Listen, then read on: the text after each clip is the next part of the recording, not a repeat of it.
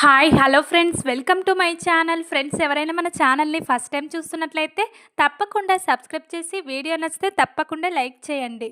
ఇక వీడియోలోకి వెళ్ళినట్లయితే ఈ రోజైతే పూజారి ద్వారా ఇక కుట్టి గురించి నిజం తెలుసుకున్న కర్పగం జ్యోతి దగ్గరికి కుట్టిని తీసుకొచ్చి తన కూతుర్ని తనకు అప్పగించేస్తుంది. నా వల్లే మీరిద్దరూ విడిపోయారు కాబట్టి మళ్ళీ నేనే మీ ఇద్దరిని కలుపుతానని చెప్పి ఈ రోజైతే పూజారి ద్వారా నిజాలన్నీ తెలుసుకొని కర్పగమైతే ఆనంది దగ్గరికి వెళ్ళి ఆనందిని జ్యోతికి అప్పగించబోతుంది. మరిక ఇదంతా ఎలా జరిగిందో తెలుసుకోవాలంటే ఈ వీడియోని స్కిప్ చేయకుండా చివరి వరకు చూడండి. ఈ రోజైతే జీవన చాలా కోపంగా జ్యోతి దగ్గరికి వచ్చి, ఏంటమ్మా నువ్వు చేసిన పని? కన్న కూతుర్ని పక్కకు పెట్టి నా గురించి ఆలోచించకుండా ఆ ఆనంది గురించి ఆలోచించి ఆనంది బాగుండాలని చెప్పి ఆనందిని ఆదిత్యని హనీమూన్కి ప్లాన్ చేసావా? అసలు నేను నీ కన్న కూతుర్నేనా? ఎందుకు నన్ను ఇలా ఏడిపిస్తున్నావు నువ్వు నాన్న ఇద్దరు కలిసి అని చెప్పి జీవన అయితే ఈరోజు జ్యోతి దగ్గరికి వచ్చి జ్యోతినైతే గట్టిగా నిలదీస్తూ ఉంటుంది. దాంతో ఇక జ్యోతి అయితే, ఇక అది కాదు జీవన, ఆనంద్ నీకంటే పెద్దది, ఆ ఇంటికి పెద్ద కోడలు. ముందుగా వాళ్ళకు హనీమూన్ జరిగిన తర్వాత మళ్ళీ మీ జంట నెక్స్ట్ మంత్ హనీమూన్కి వెళ్ళండి, అంతేకాని ఇక ఇప్పుడు ఎందుకు ఇలా గొడవ చేస్తున్నావు అని చెప్పి జీవనను అంటూ ఉంటుంది. దాంతో ఇక జీవన అయితే, లేదు నాకంటే నీకు ఆ కుట్టినే పెంచిన కూతురే ఎక్కువ కన్న కూతురు కంటే, కాబట్టి ఇక నుండి నీకు నాకు ఎలాంటి మాటలు లేవు, ఇక నీతో నేను ఎప్పుడూ మాట్లాడనని చెప్పి కోపంగా జీవన అయితే ఇలా జ్యోతి ఇంటికి వచ్చి జ్యోతితో చాలా గొడవపడి వెళ్ళిపోతుంది. అప్పుడే ఇక పద్మమ్మ అయితే ఇదంతా వింటుంది. ఇక జ్యోతమ్మకు మా ఆనంది అంటే చాలా ఇష్టం, వీళ్ళిద్దరి మధ్య ఏంటో సంబంధం కానీ ఇద్దరు తల్లి కూతుర్ల కంటే ఎక్కువగా ఒకరి మీద ఒకరు ప్రేమ చూపించుకుంటారు అని ఇక పద్మమ్మ కూడా ఇక చాలా సంతోషిస్తూ ఉంటుంది జ్యోతి మాటలు విని. అప్పుడే ఇక జ్యోతి, ఏంటి పద్మమ్మ అలా చూస్తున్నావు అని ఇక ఇలా అంటూ ఉండగా, ఏం లేదమ్మా, మీలాంటి గొప్ప వాళ్ళు నా కూతుర్ని ఇంత బాగా చూసుకుంటున్నారు, అందుకే నాకు చాలా సంతోషంగా ఉంది అని ఇక పద్మమ్మ అయితే అంటూ ఉంటుంది.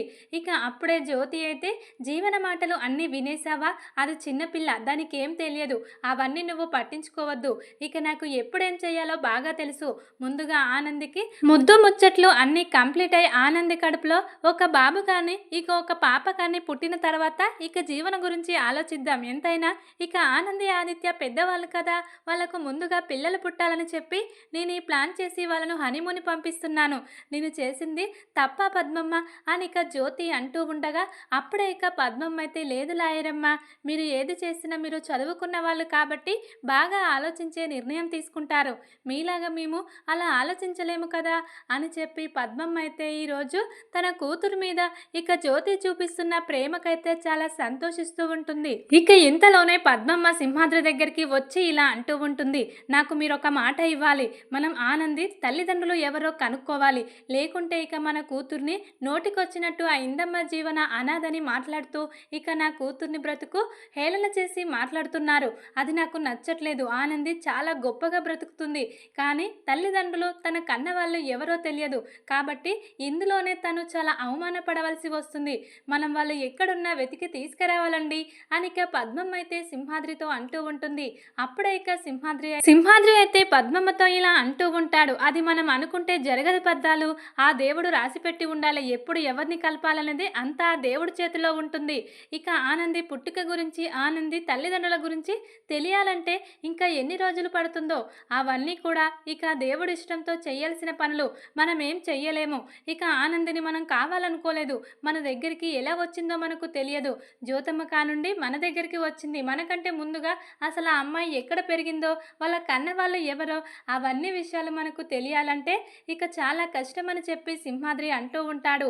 అప్పుడే ఇక పద్మమ్మ అయితే, అలా అంటే పని జరగదండి, ఖచ్చితంగా మనం ఏదో ఒక ప్రయత్నం చేసి ఇక ఆనంది తల్లిదండ్రులు కనుక్కోవాలి, అప్పుడే ఇక మన బిడ్డకు మంచి గుర్తింపు ఉంటుంది, అందరిలో ఇలా అవమానపడాల్సిన అవసరం ఉండదు అని ఇక ఇలా పద్దాలైతే సింహాద్రితో అంటూ ఉంటుంది. ఇక అప్పుడే సింహాద్రి అయితే, సరే పెద్దాలు, నీ మాట ప్రకారమే ప్రయత్నించుదాం, ప్రయత్నిస్తే ఏదైనా సాధ్యమవుతుంది కదా. ఇక ప్రయత్నంలో ఆనంది తల్లిదండ్రుల గురించి ఎవరైనా చెప్పడానికి వస్తారేమో, ఇక మనం వెతుకుదామని చెప్పి సింహాద్రి అంటూ ఉంటాడు. ఇక ఇది ఇలా ఉండగా నిజంగానే ఆనందిని చిన్నప్పుడు ఎత్తుకెళ్ళిన కర్పాంగం అయితే ఎంట్రీ ఇస్తుంది. ఇక ఆ కర్పాంగం ద్వారానే జ్యోతికైతే ఆనంది తన కన్న కూతురని నిజం తెలియబోతుంది. ఇక కర్పాంగం అయితే ఆనందిని ఇలా ఎత్తుకొచ్చాను, నేను ఆ చిన్న పిల్లను తన తల్లికి దూరం చేశాను, అందుకే నాకు ఈ గతి పట్టిందని చెప్పి తన మనసులో ఇలా అనుకుంటూ తన తప్పును తాను తెలుసుకొని చివరికైతే కర్పాంగం ఇలా జ్యోతి కన్న కూతురు ఆనంది, ఆనందినే కుట్టి ఆ అమ్మాయి ఎక్కడున్నా వాళ్ళ ఫ్యామిలీకి జ్యోతికి అప్పగించాలని చెప్పి ఎంట్రీ ఇస్తుంది కర్పాంగం అయితే. ఇంతలోనే తను రోడ్డు మీదుగా చాలా అలసిపోయి వెళ్తూ ఉంటుంది. ఒక దగ్గర కూర్చుంటుంది, బాగా ఆకలిగా ఉంటుంది.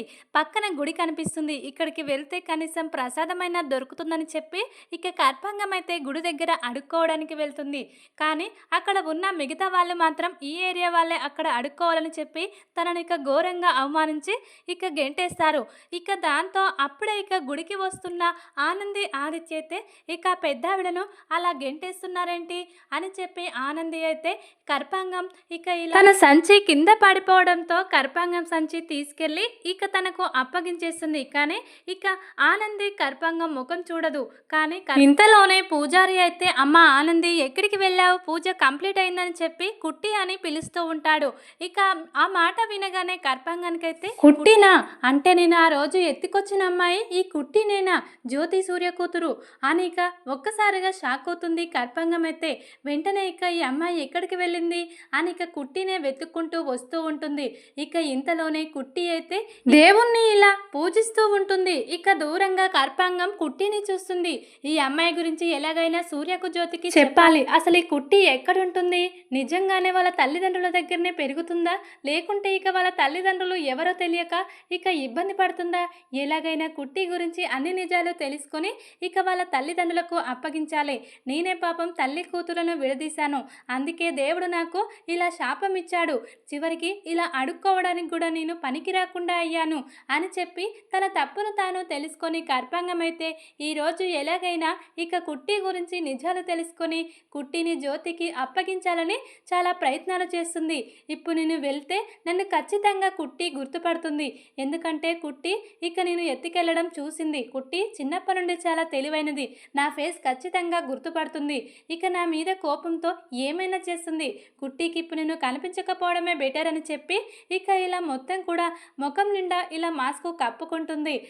కుట్టి ఆదిత్య ఇద్దరు కూడా ఇలా ప్రదక్షిణ చేసి హ్యాపీగా ఇంటికి వెళ్ళిపోతారు. కుట్టి అయితే ఆ కర్పాంగం ఎక్కడున్నా తన ఫేస్ మాత్రం నేను మర్చిపోను అని ఆదిత్య తను తన పుట్టుక గురించి అడగడంతో కర్పాంగాన్ని గుర్తు తెచ్చుకుంటుంది ఆనంది కూడా. ఇంతలోనే కర్పాంగం వాళ్ళు వెళ్ళిపోయిన తర్వాత పూజారి దగ్గరికి వస్తుంది. పూజారి దగ్గరికి వచ్చి ఇలా అంటూ ఉంటుంది, నేను ఒకటి అడుగుతాను చెప్తారా అని ఇలా పూజారిని అంటూ ఉండగా, ఎవరమ్మా నువ్వు, ఇలా ఉన్నావేంటి నీ అవతారం, అసలు నువ్వు ఎవరు, నువ్వేం అడుగుతావు నన్ను అని పూజారి అంటూ ఉండగా, ఇప్పుడు వెళ్ళింది కదా ఆ అమ్మాయి పేరు, అసలు పేరేంటి, వాళ్ళ తల్లిదండ్రులు ఎవరు, ఆ అమ్మాయి ఎక్కడుంటుంది నీకేమైనా తెలుసా అని ఇలా పూజారినైతే అడుగుతూ ఉంటుంది కర్పాంగం అయితే. అప్పుడే పూజారి అయితే, ఏంటి కుట్టి గురించి ఈవిడ అడుగుతుంది, ఈవిడకు కుట్టికి ఏంటి సంబంధం అని పూజారికి అనుమానం వచ్చి, అసలు నువ్వు ఎవరమ్మా, మా కుట్టిని ఎందుకు అడుగుతున్నావు అని ఇలా అంటూ ఉండగా, ఒకరోజు నేను ఈ కుట్టిని చిన్నప్పుడు ఎత్తుకెళ్ళాను. ఈ కుట్టి కుటుంబం మా కుటుంబం చాలా పగతో రగిలిపోయేది అప్పట్లో. అందుకే వాళ్ళ కూతుర్ని వాళ్ళకు దూరం చేయాలని చెప్పి కోపంతో నేను వాళ్ళ శత్రువును నేను ఎత్తుకెళ్ళాను. కానీ చివరికి నా బ్రతుకు ఇలా చేశాడు దేవుడు, అందుకే ఆ అమ్మాయి ఎక్కడుందో వెతికి వాళ్లకు అప్పగించేస్తేనే నాకు ఈ శాపం పోతుందని చెప్పారు. నేను మళ్ళీ మామూలు మనిషిని అవుతామని స్వామీజీ చెప్పారు, అందుకే నేను కుట్టిని వెతుక్కుంటూ వస్తున్నాను. ఎలాగైనా కుట్టి జ్యోతి సూర్యుల కన్న కూతురని వాళ్లకు అప్పగించేస్తే నాకు ఈ శాపం పోయి నేను మామూలు మనిషిని అవుతాను. చెప్పండి పూజారి, ఆ కుట్టి గురించి నీకేమైనా తెలుసా అని చెప్పి కర్పాంగం పూజారిని అడగడంతో అప్పుడే ఇక పూజారి అయితే, అవునా, కుట్టిని చిన్నప్పుడు ఎత్తుకెళ్ళింది నువ్వేనా, నీ వల్లనైనా ఇదంతా కుట్టికి కష్టాలు, ఇక నిన్నే అలసుగా తీసుకొని ఇక నువ్వు తీసుకెళ్లడం ఆధారంగా తీసుకొని ఆ ఇందుమతి జీవన ఆస్తి మొత్తం కొట్టేయడం కోసం ఇక కుట్టి జాతకంలో దోషముందని చెప్పి కుట్టిని శాశ్వతంగా జ్యోతికి దూరం చేశారు. ఇక ఆ ఇందమ్మ వేరే తన చెల్లెల కూతురు జీవనను ఇక జ్యోతి కన్న కూతురు జీవనను ఇంట్లో పెట్టింది. ఇక ఆస్తి మొత్తం తనకే దక్కాలని చూస్తుంది. ఇక నువ్విప్పుడు కరెక్ట్ టైంలో ఎంట్రీ ఇచ్చావు. ఇక ఇప్పుడు నువ్వు వెళ్ళి అసలైన కూతురు ఆనంది అని జ్యోతికి చెప్తే ఖచ్చితంగా ఆ ఇందుమతికి జీవనకు దిమ్మ తిరిగిపోతుంది. ఇక నువ్వు రావడం చాలా మంచిదైందమ్మా. నువ్వు చేసిన తప్పు నువ్వు తెలుసుకున్నావు. ఇక నీకు శాపం కూడా పోతుందని స్వామీజీ చెప్పారన్నావు కదా, తప్పకుండా నువ్వు ఇక ఆనందిని తీసుకెళ్లి జ్యోతికి పరిచయం చేయి, తన కన్న కూతురుగా ఇక నిరూపించు అని చెప్పి పూజారి అయితే కర్పాంగంతో అంటూ ఉంటాడు. అప్పుడే ఇక కర్పాంగం అయితే, సరే పూజారి, ఇక నాకు సహాయంగా నువ్వు కూడా ఉండు, ఇక నువ్వు కూడా చెప్తే ఇక జ్యోతి ఫ్యామిలీ నమ్ముతుంది అని చెప్పి ఇలా అంటూ ఉంటుంది. ఇక అప్పుడే పూజారి అయితే, సరే నేను ఇప్పుడే ఆనందికి కాల్ చేసి కుట్టికి ఇక్కడికి రమ్మని చెప్తాను సరేనా అని ఇక ఇలా అంటూ ఉండగా, సరే కానీ కుట్టికి నా మీద కోపం ఉంటుందో ఏమో, నేను కుట్టిని తీసుకెళ్ళి చంపాలనుకున్నాను, అవన్నీ కూడా కుట్టికి తెలిసే ఉంటాయి, ఎందుకంటే చిన్నప్పుడు కూడా కుట్టి చాలా తెలివైనది, ఇక నన్ను గుర్తుపట్టి మళ్ళీ ఎందుకు వచ్చావని ఏమైనా అంటుందేమో, నేను ఇప్పుడు కుట్టికి మంచి చేయడానికే వచ్చాను, చెడు చేయడానికి మాత్రం కాదు, ఎలాగైనా కుట్టికి అర్థమయ్యేలా నువ్వే చెప్పాలి పూజారి అని ఇక కర్పాంగం అంటూ ఉంటుంది. అప్పుడు ఇక పూజారి అయితే, తప్పకుండా అమ్మా, మా కుట్టి అలా అపార్థం చేసుకోదు, ఇక మనుషుల మీద ప్రేమను పంచుతుంది, అంతేకాని తన కోపాన్ని ఎప్పుడు కూడా చూపించదు అని చెప్పి ఇక పూజారి అయితే వెంటనే ఇక కుట్టికి కాల్ చేస్తాడు. ఇక పూజారి కాల్ చేయడంతో కాల్ లిఫ్ట్ చేసి కుట్టి అయితే, ఏంటి తాత, ఇప్పుడేగా మేము వచ్చి వెళ్ళాము, మళ్ళీ కాల్ చేస్తున్నామేంటి, ఏమైనా పనా నాతో అని ఇక కుట్టి అడగడంతో అప్పుడే ఇక పూజారి అయితే, పని కాదమ్మా, ఇక నీ జాతకం మారే రోజు దగ్గరలోనే వచ్చింది, నువ్వే జ్యోతి కన్న కూతురని చెప్పడానికి ఇక కర్పాంగం వచ్చిందమ్మా అని ఇక ఇలా అంటూ ఉంటాడు పూజారి అయితే. ఆ మాటలు విన్న ఆనంది అయితే ఒక్కసారిగా షాక్ అయిపోతుంది.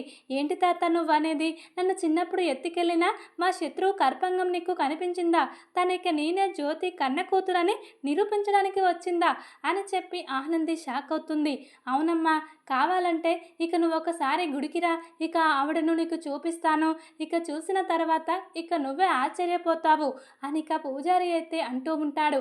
వెంటనే ఇక ఆనంది అయితే, తప్పకుండా తాత, ఇప్పుడు నేను మళ్ళీ గుడికి రిటర్న్ అవుతున్నాను, నేను ఆదిత్య గారు ఇద్దరం వస్తున్నాము అని చెప్పి ఇక గుడి నుంచి ఇంటికి వెళ్తున్న ఆనంది అయితే వెంటనే ఇక మళ్ళీ గుడికి వచ్చేస్తుంది. ఇక పూజారి కాల్ చేయడంతో గుడికి వచ్చిన ఆనంది కర్పాంగాన్ని చూసి ఒక్కసారిగా షాక్ అవుతుంది. ఇక తన ఫేస్ అప్పటిలాగే ఉంటుంది, కాకపోతే ముఖానికి మొత్తం దెబ్బలు ఉంటాయి. ఇక ఆనంది తనను చూసి, ఎందుకు నువ్వు నా కన్న తల్లిదండ్రులకు నాకు దూరం చేసి ఇన్నాళ్ళు ఇక నా కష్టాలకు కారణమయ్యావు, మళ్ళీ ఎందుకు వచ్చావు అని చెప్పి చాలా తిడుతూ ఉంటుంది ఆనంది అయితే కర్పాంగాన్ని. అప్పుడే ఇక కర్పాంగం అయితే, నన్ను క్షమించు కుట్టి, ఇక నేను మీ తల్లిదండ్రులకు నీకు దూరం చేసి చాలా పాపం కట్టుకున్నాను, అందుకే దేవుడు నాకు ఇలాంటి శిక్ష వేశాడు, ఇక ఇప్పుడు నేను నీ తల్లిదండ్రులకు నిన్ను అప్పగించడానికే వస్తున్నానమ్మా, ఇక ఈ గుడికి వచ్చి పూజారి ద్వారా నీ గురించి అన్ని నిజాలు తెలుసుకున్నాను, ఇక నిజం తెలుసుకున్నాను కాబట్టే ఇక ఎలాగైనా నిన్ను వాళ్లకు అప్పగించేసి నేను చేసిన పాపానికి ప్రతిఫలం వచ్చేలా చేసుకుంటానమ్మా అని చెప్పి ఇక కర్పాంగం అయితే అంటూ ఉంటుంది ఆనందితో. అప్పుడే ఇక ఆనంది అయితే, సరే ఇక నువ్వు ఇప్పుడు వెళ్ళి మా అమ్మ నాన్నలకు చెప్తే వాళ్ళు నమ్ముతారా అని ఇక ఇలా అంటూ ఉండగా, వాళ్ళు నమ్మేలా నేను చేస్తాను, నన్ను చూస్తే ఇక మీ డాడీ సూర్య ఖచ్చితంగా గుర్తుపడతాడు, నేను ఎత్తుకెళ్ళడం మీ డాడీ చూశాడు కదా, ఖచ్చితంగా నేను చెప్పేది మొత్తం కూడా తనకు అర్థమవుతుంది, తను నమ్మేస్తాడు, కానీ ఇక నేను ఇలా నిన్ను ఎత్తుకుపోవడమే అలసిగా తీసుకుని ఆ ఇందుమతి జీవనను ఇంట్లో పెట్టి ఆస్తి మొత్తం కొట్టేయాలనుకుందంట కదా, ఇక అది జరగకూడదు, ఎలాగైనా ఆస్తి మొత్తం నీకే దక్కాలి, ఆ ఇంటి వారసురాలుగా జ్యోతి కన్న కూతురుగా అది నీకు మాత్రమే సొంతమమ్మా అని చెప్పి కర్పాంగం అయితే అంటూ ఉంటుంది ఇక ఆనందితో. అప్పుడే ఇక సరే అని చెప్పి ఇలా ఆనంది ఇక కర్పాంగం పూజారి అందరూ కూడా ఇక జ్యోతి ఇంటికి బయలుదేరుతారు. ఇక కర్పాంగం అయితే ఇలా ఆనంది చెయ్యి పట్టుకొని దగ్గరుండి జ్యోతి దగ్గరికి తీసుకెళ్తూ ఉంటుంది.